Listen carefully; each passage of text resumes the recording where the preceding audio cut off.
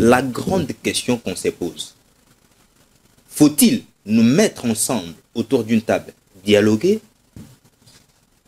pour en finir sur les vraies questions qui frappent la République démocratique du Congo, ou bien doit-on refuser toutes ces voies de dialogue et rester droit dans ses bottes et critiquer le gouvernement? Comment certains disent que Tshisekedi est en train d'échouer, amener le navire à chavirer. Vous avez la parole, cher estimé.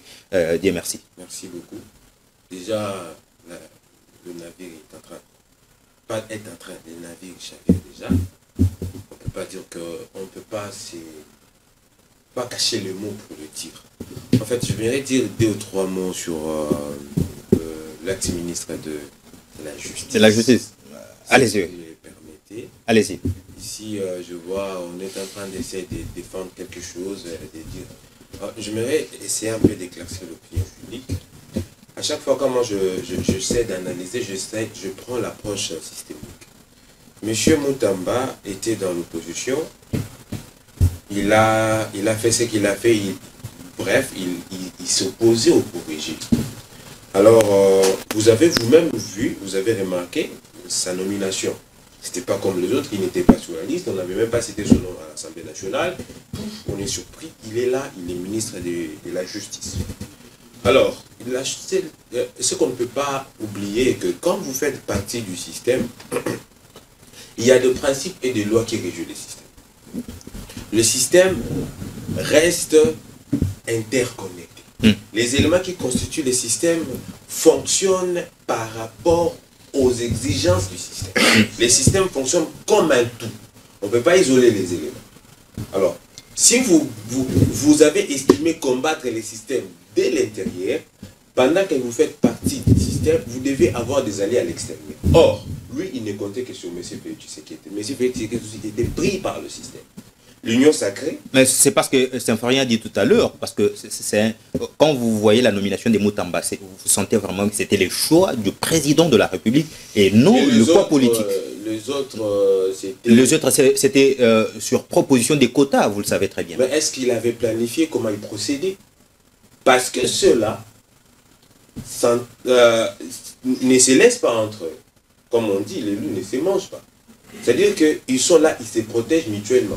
Ce que M. Moutamba a fait, les autres l'ont fait pire. Lui, on est en train de le reprocher sur le vice des procédures. Mais les autres, il y avait déjà des détournements consommés. Il n'y avait même pas de détournements, il y avait des vols. Parce que les détournements, c'est lorsqu'on détourne l'objectif. Mais on prend dans la caisse de l'État. Et puis on l'utilise. Il y a eu ce qu'on appelle les surfacturations. Pourquoi les autres ne sont pas inquiétés? Parce que lui, il a voulu s'exposer. Chose qu'il ne devait pas faire. C'est-à-dire qu'on vous dit ici, aujourd'hui, que vous ne pouvez pas vous allier avec ceux qui sont déjà attachés. Voilà ce qui nous amène à réfléchir sur la question du dialogue. Ok. Monsieur Félix Tshisekedi, il est déjà arrivé à un niveau où il n'est pas tout. On ne peut pas les sauver. On doit sauver la nation. Est-ce que dans ses calculs, il pense réfléchir dans le contexte de finir avec la guerre ou sauver son pouvoir qui est menacé? Vous voyez, aujourd'hui, le Rwanda a été, bon, je ne peux pas dire créé, mais les États-Unis ont récupéré les systèmes politiques, la géopolitique en Afrique, précisément le pays de Sérégène. On utilise le Rwanda comme on utilise aujourd'hui Israël. Vous comprenez? Les États-Unis devaient imposer leur idéologie, leur système de pensée, leur système économique. Bref, il a peur que nous rentrons dans soit la bipolarisation ou la multipolarisation. Il veut rester le seul maître. Et il a mis en place des systèmes politiques pour gérer de loin. Entre autres, dans l'Afrique centrale, il y a le Rwanda. Maintenant, si la guerre bénéficie au Rwanda et aux États-Unis, nous avons tout faux d'approcher ces gens-là. Pourquoi on n'a pas pensé à les administrations se diffèrent aujourd'hui, c'est les États-Unis qui veulent tout simplement négocier État, et voilà que la donne a changé. Les États-Unis n'écoutent que les pays qui sont sérieux, bien organisés. Comme la République démocratique du Congo. Non. La République démocratique du Congo va avec quel cahier de charges? Il faut voir le contenu. Est-ce qu'on essaie de comprendre ce qu'on veut? On veut finir la guerre, on accuse le Rwanda d'être derrière la guerre, on accuse tout le monde d'être derrière la guerre. Vous n'avez pas voulu négocier au départ. Aujourd'hui, moi je l'ai dit tout haut. Monsieur Félix Tshisekedi est coupable que Nanga et les autres. Pourquoi? Parce que le jour où on avait pris Bunagana, le M23 était prêt à négocier. Ils ont pris Bunagana, ils faisaient appel au gouvernement congolais. Félix Tshisekedi il a dit non. Il veut tout simplement donner la vraie paix à la population de l'Est du pays. Non, ce n'est pas, on n'aura jamais la vraie paix avec des négociations. On aura la vraie paix quand on va gagner la guerre et puis on va aller à la table. Et saisissez, écoutez et puis retenez. On doit d'abord faire la guerre. Après avoir fait la guerre, repousser ces gens-là, c'est alors qu'on peut aller dans la table des négociations. Mais déjà, il faut déjà savoir que l'armée congolaise est à mesure justement de faire face.